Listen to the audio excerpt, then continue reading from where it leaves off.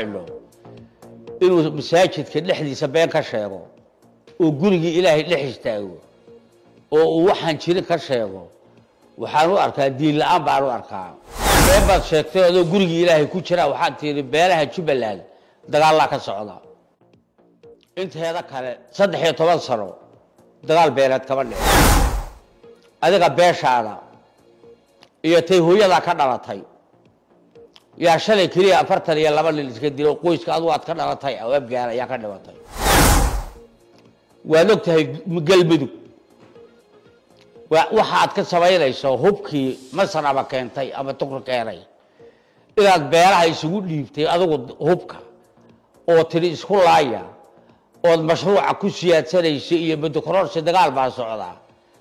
dad kugu garanayaan nahay waxaan ka ballan qaaday Ilaahay hortii maanta كان بون عيدن كاو